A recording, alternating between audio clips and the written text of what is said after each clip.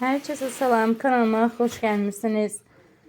Müğənni Rəqsanə İsmailova sosyal medya hesabında nəvəsi Sevgi ilə birlikdə yepyeni fotolar paylaşıb. Onun paylaşımı hər kəs tərəfindən maraqla qarşılanıb. Həmin görüntüləri sizlərə təqdim edirəm.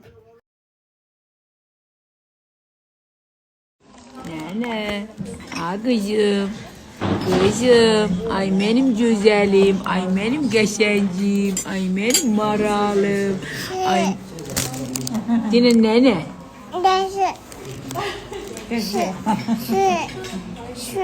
Ay can, hadi başıma dönüm. Açın Sueli çağırırsan, ana kurban. Sueli gelirsen, gitsen Sueli. Laniye anlayla, laniye. Sesim var, sesim çıkartma.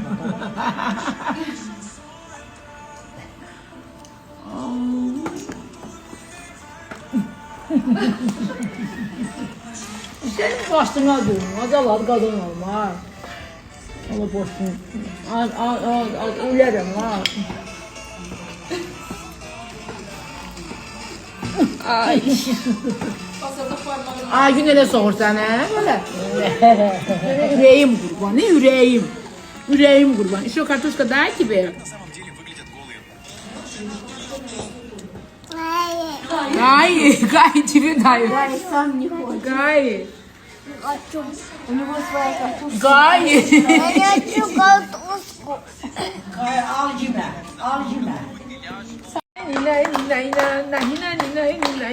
Sevgi geçer kızdı, sevgi güzel kızdı, sevgi bu sevgiydi, sevgi maral kızdı.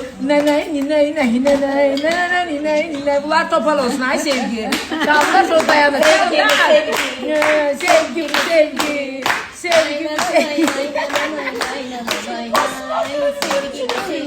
Bak ölüm al. Şimdi çok beğenmiyorum. Sağ olun.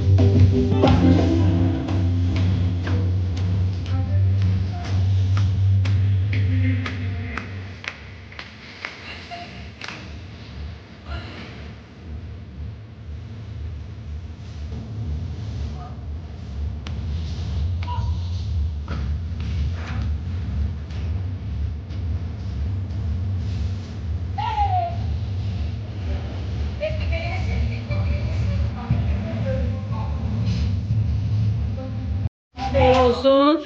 Deməli, iftarınızı yaxşı, gözəl, keyifli yemək, istirahət etmək istəyirsinizsə, onda mənimlə, mənim nəvəm kimi hara gəlirsiniz? İstiqazana gəlirsiniz və orada gözəl yeməklər, dadlı, tamamlı, hər şey yüksək səviyyədə.